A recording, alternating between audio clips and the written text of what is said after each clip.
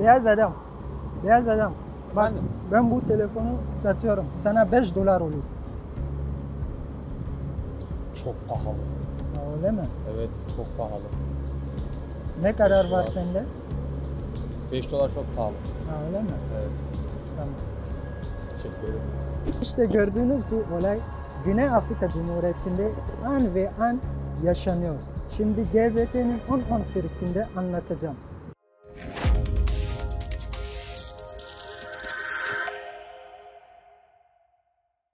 Dünya oldukça garip bir yer. Yıllarca ırkçılıkla savaşmış, ırkçılık yüzünden canı yanmış bir kıtada ırkçılaşabiliyor. Evet, Afrika'dan bahsediyorum. Afrika'da yaşayan ya da bir dönem vakit geçiren herkes bilir. Beyaz bir teniniz varsa Afrikalıların gözünde zengin biri olarak adlandırılırsınız ve sizin tek bir lakabınız vardır, yürüyen para. Bu nedenle yaptığınız alışverişler bile farklı olur. Yerli birinin 1 dolara aldığı herhangi bir şey sizin için 4 hatta 5 dolar olabilir.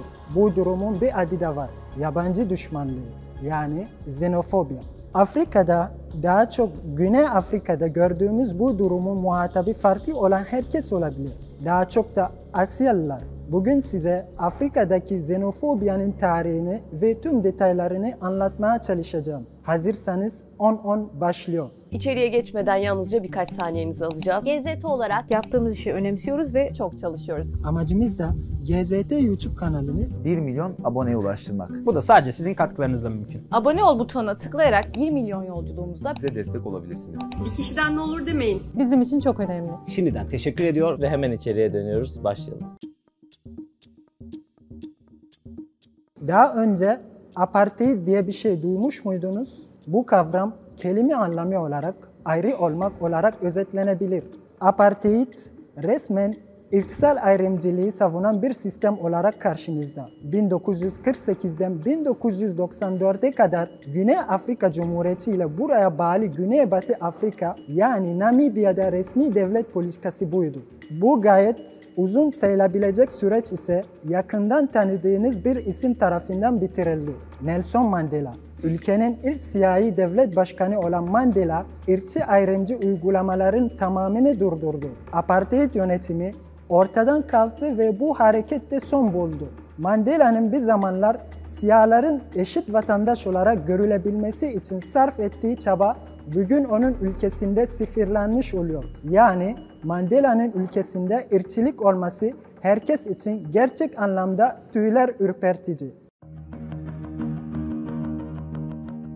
Girişte kelime anlamından bahsetmiştik. Yabancı korkusu ve nefreti anlamına geldiğini artık biliyoruz. Ancak bu bir fobinin ötesinde psikolojik bir hale evrilmiş durumda. Bunun yaşayan biri kendisine benzemeyen ve farklı kültürlerde yetişmiş yabancıların tamamından korkuyor ve hatta nefret ediyor. Bu başlı başına korkunç bir şey. Hatta ırkçılıkla xenofobi tam olarak bu yüzden dirsek dirseğe yaşamaya devam ediyor. Xenofobik tutumlar içinde olan bir kişi ya da bir grup kendinden olanlar için normal olarak değerlendirdiği bazı durumları bir yabancı için düşmanlığı meşrulaştırıcı nedenler olarak görebiliyor. Basit bir örnek vereyim. Xenofobik biri tanıdığı bir insanın yere çöp atmasına tepki vermezken başka biri bunu yaptığında şiddetle cezalandırma yoluna gidebiliyor.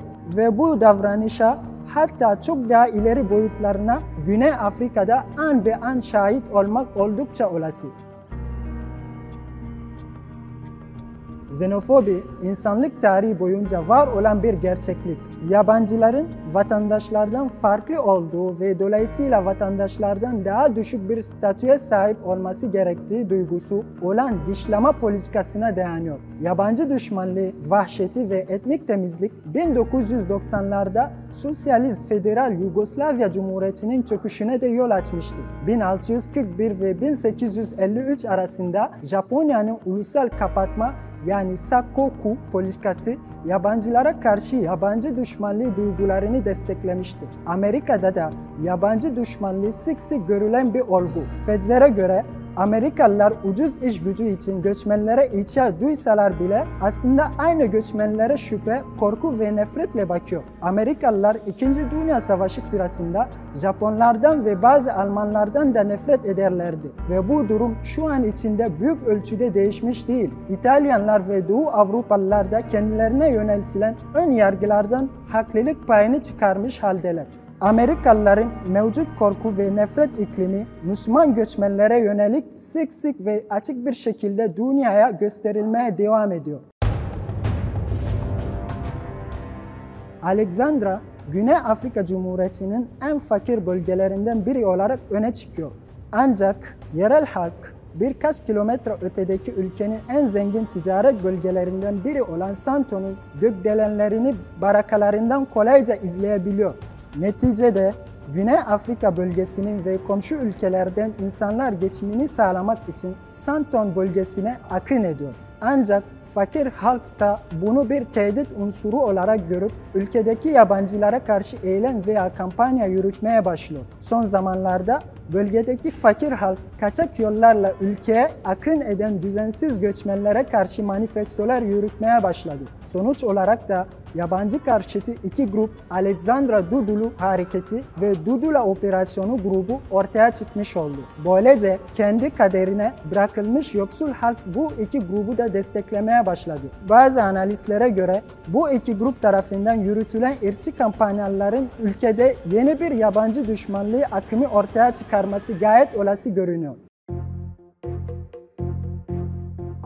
2008 bu tip saldırıların zirve yaptığı bir yıl olarak tarihe geçmiş durumda. Bu saldırıların zirve yapmasında çok sayıda farklı nedenden bahsedebiliyoruz. Öncelikle Güney Afrika hükümetinin başarısız politikaları birçok süreci olması gerekenden daha hızlı hale getirdi. Burada Güney Afrika'nın Afrika kıtası için oldukça gelişmiş olduğunu da unutmamamız lazım. Hatta Güney Afrika, Afrika'nın Avrupa'sı konumunda. Tüm bu gelişmişliğe rağmen ülkedeki siyahiler yani yerel halk ile beyazlar yani yerleşimciler arasında yüksek seviyede bir ırk eşitsizliğinden bahsedebiliyoruz.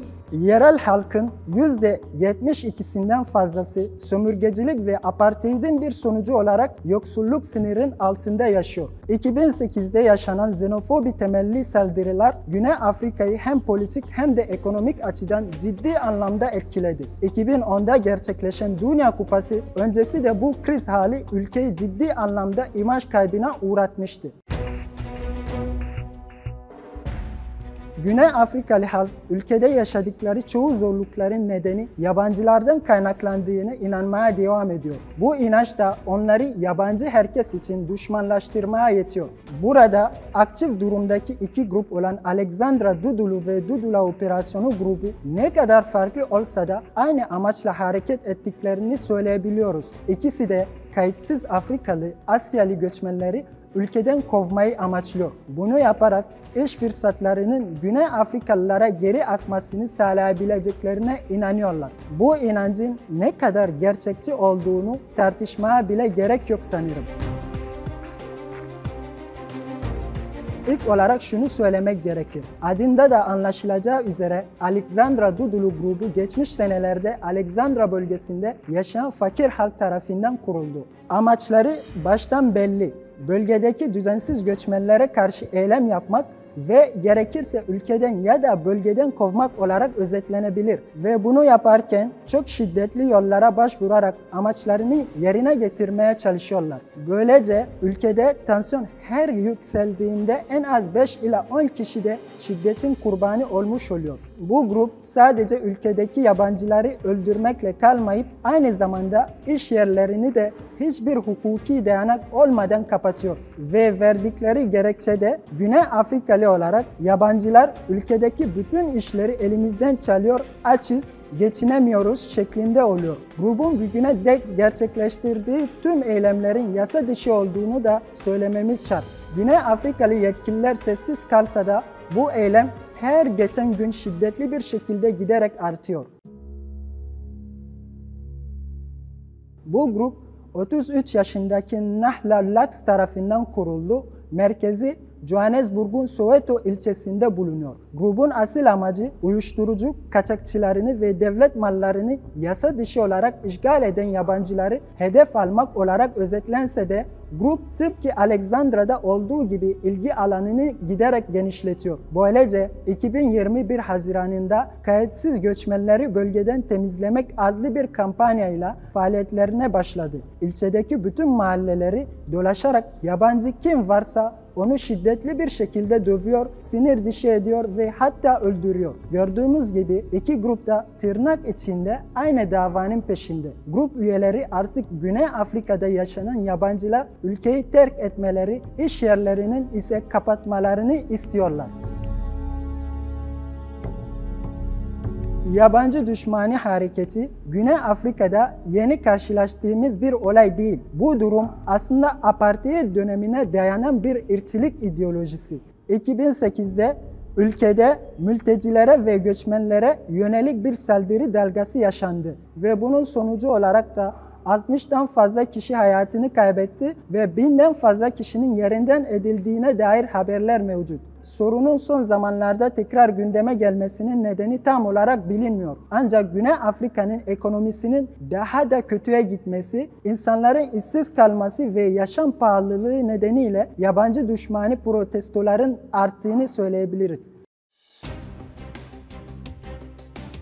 Sosyal medya ve siyasi elitler Güney Afrika'daki yabancı düşmanlığına katkıda bulunuyor desek abartmış olmayız. Mevcut Başkan Cyril Ramaphosa gibi önde gelen politikacılar yabancı düşmanlığının varlığını kabul etmeyip inkar etmeye devam ediyor. Fakat siyasi destek almak ve oy toplamak için yabancılara karşı olumsuz tutumlar sergilemekten de geri durmuyorlar. 2019'unun başlarında Ramaphosa düzensiz göçmenlere baskı yapma sözü vererek siyasi bir mitingde yabancı karşıtı öfkeyi teşvik etmişti. Ülkedeki birçok aydın yabancı düşmanlığının siyasi bir silah olarak kullanılmasına karşı defalarca uyarıda bulundu. Ancak ne yazık ki kulaklar bu çağrıları duymaktan oldukça uzak.